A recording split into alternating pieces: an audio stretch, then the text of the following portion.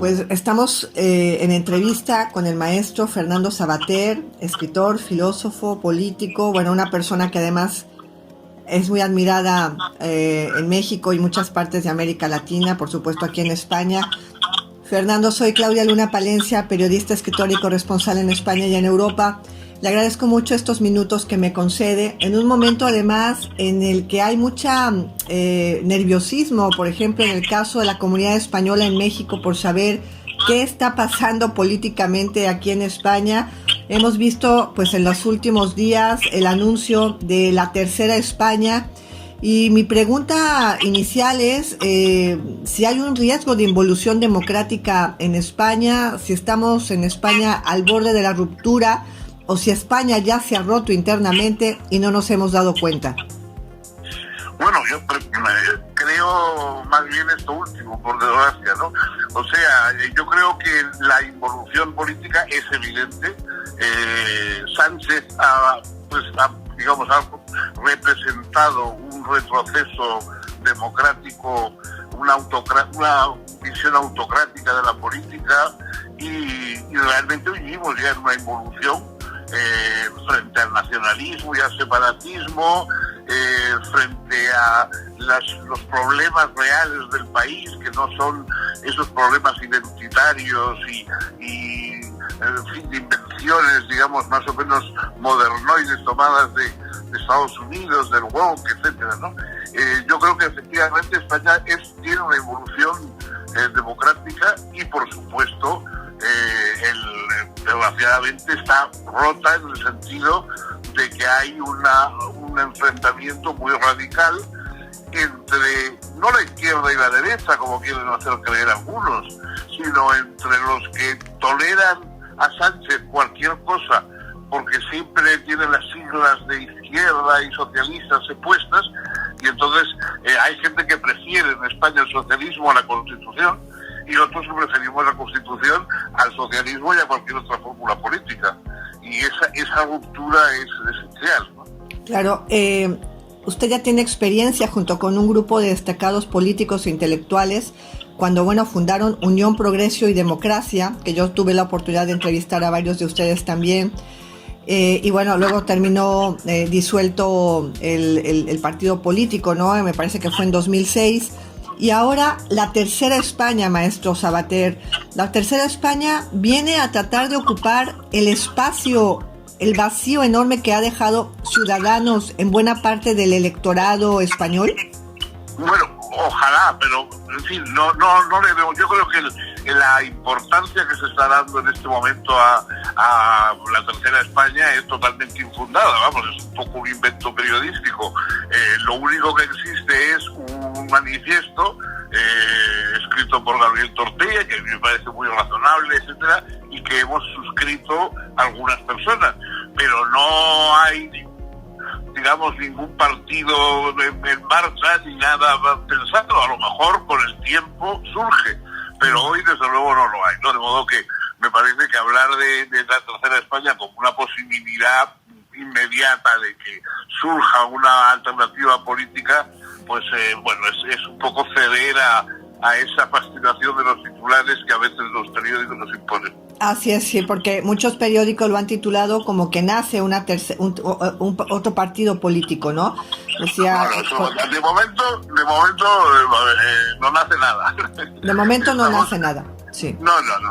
Hay un manifiesto que se ha firmado, y luego pues hay personas que efectivamente quisieran que esas ideas que se exponen en el manifiesto terminaran cuajando, claro, en una oferta política concreta, pero en fin, cuando ocurrirá, claro. Pero desde luego ahora no hay nada de eso, ¿no? Claro, porque además, maestro Savater, pues hay un espacio electoral vacío que hay que llenar de alguna forma. Yo creo que sí. Lo que pasa es que desgraciadamente en España las propuestas centristas o de centro izquierda, que han ofrecido una posibilidad de una mentalidad progresista pero apoyada en la unidad de España, etcétera, pues al final no han tenido éxito. La gente ha preferido los extremismos y hasta personajes tan abominables como Sánchez y su cuadrilla, ¿no?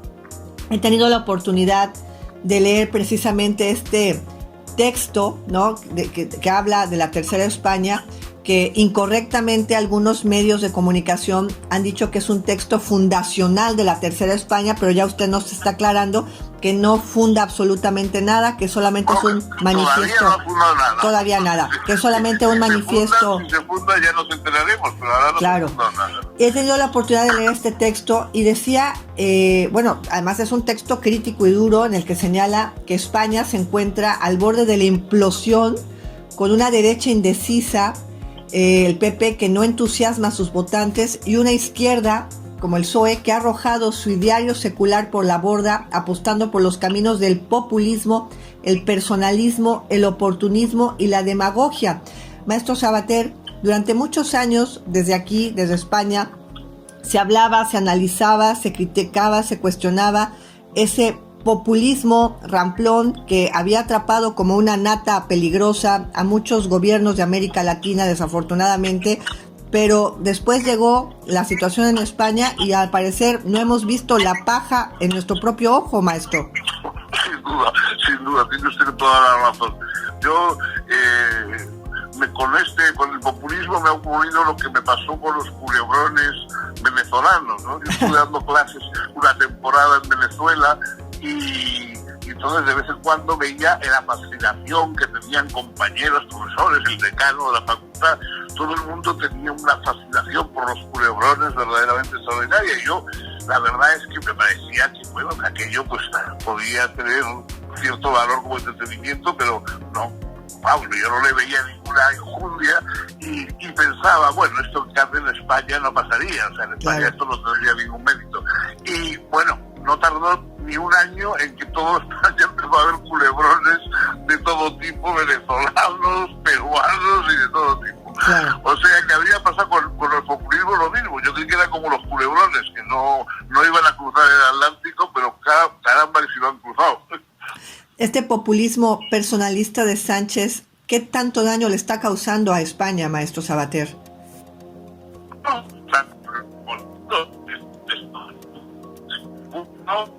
Un país que ha aprobado leyes disparatadas como la ley del solo sí es sí, que en vez de, digamos, de perseguir a los violadores los suelta a la calle cuando están en la cárcel.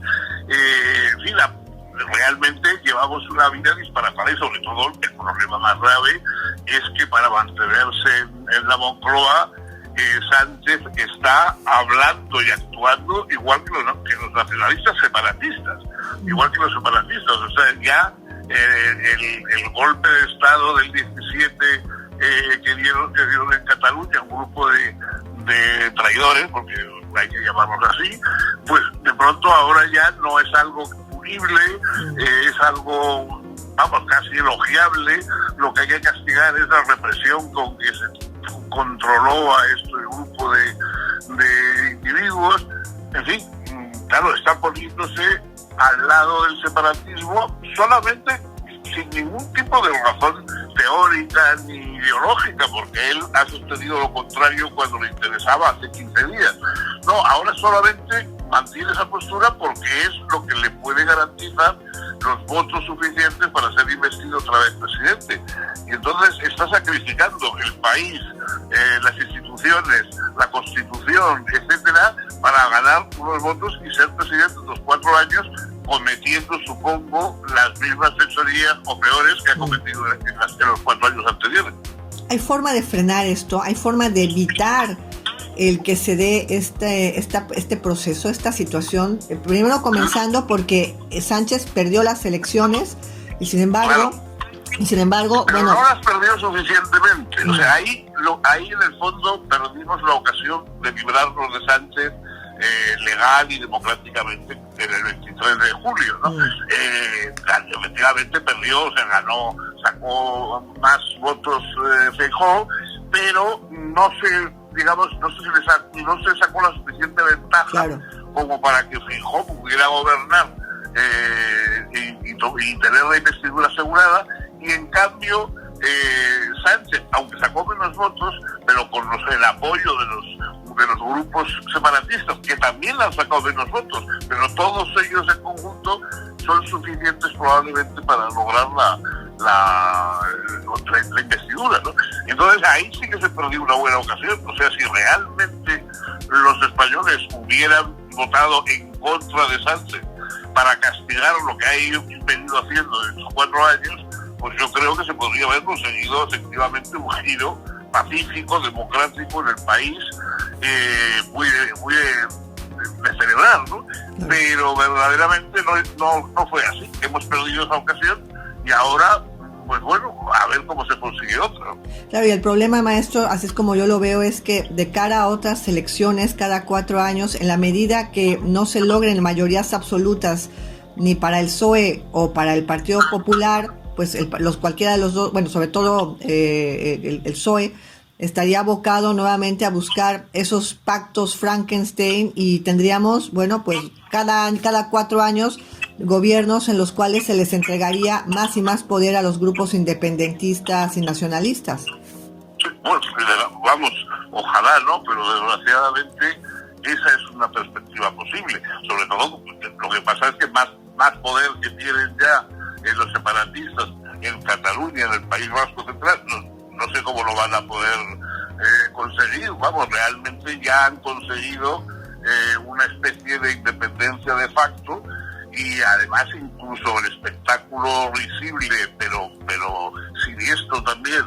del Parlamento hablando en un guirigay de lenguas, teniendo constitucionalmente una lengua común como es el español, verdaderamente a mí me parece que ya más grave que eso es difícil que ocurra nada, ¿no? Claro, eso iba a preguntar porque, bueno, claro, usted es vasco y, bueno, ahora el uso de las lenguas cooficiales en el Parlamento y, bueno, el intento del ministro de Exteriores, José Manuel Álvarez, de que se reconocieran igual el uso del euskera, del gallego, del catalán, pues en los debates del Parlamento Europeo, ¿no? También como lenguas oficiales. ¿Qué opina de esto que ha sucedido? Bueno, es que simplemente todos sabemos que la defensa de esas lenguas oficiales no es una defensa cultural, ni es una defensa, digamos, filológica de las lenguas, sino es simplemente tomar esas lenguas como una garantía de una identidad diferente a la española. O sea, se defienden esas lenguas para que no haya un predominio de la lengua española y, por lo tanto, para que no haya un predominio de la nación española en España. Lo que se pretende es simplemente convertir en un racimo de identidades distintas y poco a poco ir disgregando el país. Y la forma de atacar de disgregar el país es atacar las cosas que lo unen, que lo vinculan, como por ejemplo es el español, como por ejemplo es la monarquía. Es decir, todo eso, todo lo que vincula y une al país es visto como sospechoso y atacado, por supuesto, por los nacionalistas separatistas, pero también por una izquierda irresponsable que les apoya. Claro, y además lo más lamentable es que también se ha inoculado un discurso del odio hacia España, ¿no? Con ese España nos roba. Por supuesto. En general, más que el amor a lenguas regionales, es odio al español. O sea, lo que hay, porque las lenguas regionales están perfectamente aceptadas y asumidas y no hay ningún problema. Por supuesto, en el Parlamento no se practica porque el Parlamento es un Parlamento de España, no de las regiones. O sea, el Parlamento no es un foro internacional como la ONU, sino que el Parlamento es un Parlamento de una nación y de un país, que es España. Entonces, por eso tiene una lengua que es la lengua constitucionalmente asumida como la lengua común. Las demás son aceptadas y respetadas, pero no son lenguas comunes, ¿no? Bueno, claro, olvidar eso es olvidar la esencia del país mismo en que se vive. Claro. Nos quedan 2 preguntas, maestro Sabater. La próxima semana, 26 y 27 de septiembre, lo que ya se anticipa será una investidura fallida por parte de Alberto Núñez Feijóo. ¿Cómo ve esta situación? No lo sé, yo efectivamente lo veo muy difícil. Desde el punto de vista aritmético, digamos, me parece muy complicado el hecho de que Feijóo saque adelante su candidatura. No sé si ocurrirá algún incidente o algún cambio. Algún milagro político. Algún milagro político que cambie esto. Yo lo veo muy difícil, a mi entender es muy complicado, pero tampoco es seguro ni tan fácil que lo consiga Sánchez, ¿eh? O sea, tampoco el hecho de que lo tenga muy difícil Feijóo no quiere decir que lo tenga completamente asegurado Sánchez, porque realmente los chantajistas en los que necesita apoyarse es un grupo de delincuentes, digamos, que están vendiendo caro su apoyo. Es muy probable que, por lo que sea, no se lo den al final. Claro. Y entonces tengamos que repetir las elecciones. Claro. Salvo que Paje y algunos pues de los socialistas que no son sanchistas y que quieren y respetan a la Constitución, bueno, se pongan del lado de Feijóo, que eso sería un milagro político. Eso sí que sería un milagro político. Sería un milagro muy a celebrar, pero yo lo pedí en una columna en un momento, sí, después de las elecciones, y me hubiera gustado mucho, y algunos, sí, ya se ha visto que en el otro día en la presentación esta del libro de Alfonso Guerra, con Felipe González, etcétera, pues más o menos se planteaba eso, se planteaban cosas parecidas. Pero yo creo que el PSOE y los socialistas están ya muy envilecidos. En fin, yo creo que el problema pasa un poco como pasó en otra época con el comunismo, ¿no? Que se decía, bueno, no, el comunismo es una ideología generosa, positiva, lo malo es el estalinismo. Yo soy comunista, pero no estalinista. Luego con el tiempo hemos visto que el estalinismo era una rama del comunismo y que lo malo no es el estalinismo, sino el comunismo. Pues yo creo que ahora tenemos un caso parecido. Todos dicen, bueno, lo malo es el sanchismo, pero el socialismo, bueno, no, yo creo que lo malo es el socialismo. Y que eso es lo que está fastidiando en este momento al país. Vale. Por último, maestro Savater, cuando se toman decisiones políticas, siempre en el tiempo es cuando se ven los efectos.